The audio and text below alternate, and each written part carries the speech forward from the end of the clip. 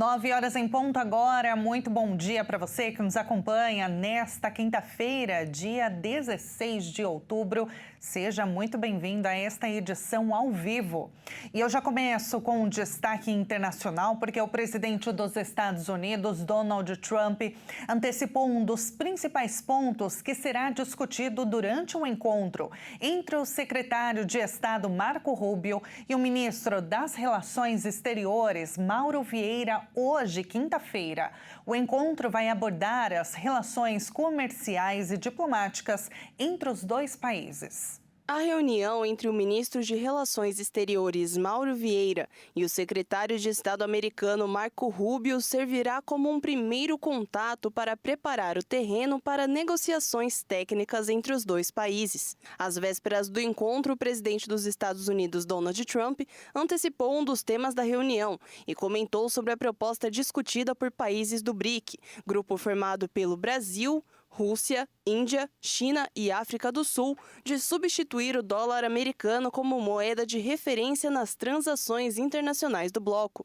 Segundo Donald Trump, a ideia seria um erro estratégico e alertou que o país poderá adotar medidas de retaliação comercial por meio de tarifas sobre produtos exportados, caso a substituição avance. O encontro entre Rubio e Vieira é visto como uma tentativa de reaproximação diplomática entre os dois países e deverá tratar, além da questão monetária, a cooperação comercial e a posição do Brasil no cenário internacional. O presidente da Embraer, Francisco Gomes Neto, se mostrou otimista com o encontro entre os diplomatas e afirmou que as tarifas comerciais impostas pelo governo dos Estados Unidos ao setor de aviação do Brasil em 10% devem ser zeradas até o fim do ano. A fabricante brasileira de aeronaves faz parte do grupo de companhias e setores que ficaram fora do tarifaço de 50% sobre os produtos exportados pelo país aos norte-americanos. Desde então, os produtos e componentes da Embraer estão sujeitos apenas à tarifa de 10% desde abril deste ano. E o ministro da Fazenda, Fernando Haddad, defendeu a revisão fiscal. Em carta enviada ao Fundo Monetário Internacional, Haddad afirmou o desejo do fim de medidas unilaterais e deixou claro que as restrições comerciais têm alimentado os níveis de incerteza do cenário econômico global. Em declaração enviada ao Fundo Monetário Internacional, o ministro da Fazenda, Fernando Haddad, justificou uma política fiscal baseada em maior mobilização de receitas internas. Isso a partir da revisão de isenções fiscais consideradas ineficientes e da tributação cada vez mais progressiva do rendimento e da riqueza. Já em relação à política monetária, Haddad afirmou que ela deverá permanecer dependente de dados. Já em relação à política monetária, Haddad afirmou que ela deverá permanecer dependente de dados, mas ser comunicada de forma clara para manter a credibilidade. No documento, o ministro citou que a taxa de juros permanece em um patamar restritivo no Brasil, o que ressalta o compromisso inabalável do Banco Central em cumprir metas relacionadas à inflação. No cenário internacional, o chefe da pasta econômica defendeu o fim das medidas unilaterais e a restauração de mercados previsíveis para assegurar o crescimento da economia mundial.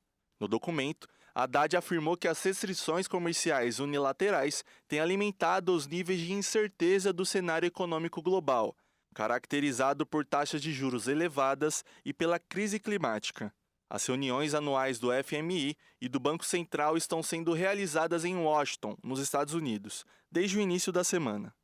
O Brasil está sendo representado pela secretária de Assuntos Internacionais do Ministério da Fazenda, Tatiana Rosito. Haddad cancelou a ida aos Estados Unidos após a medida provisória que aumentava a taxação sobre bancos e bets ter perdido validade.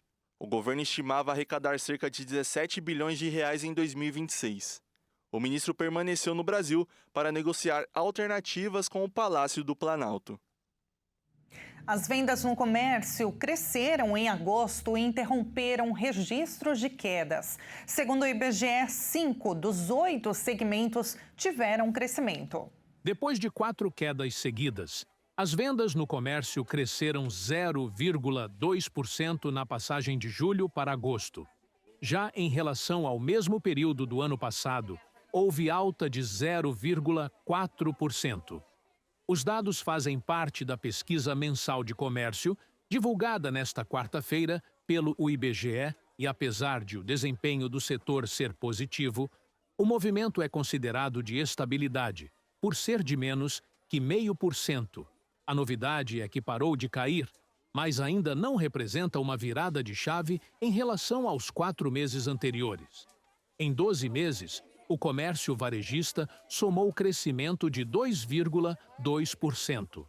Apesar de positivo, o dado acumulado mostra tendência de desaceleração desde dezembro de 2024, quando chegou a marcar 4,1%.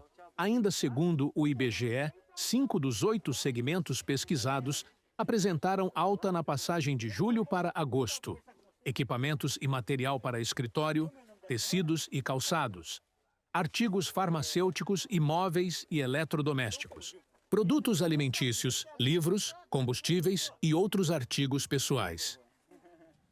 Eu fico por aqui, mas outras informações você confere ao longo da nossa programação. Muito obrigada pela companhia. Até já!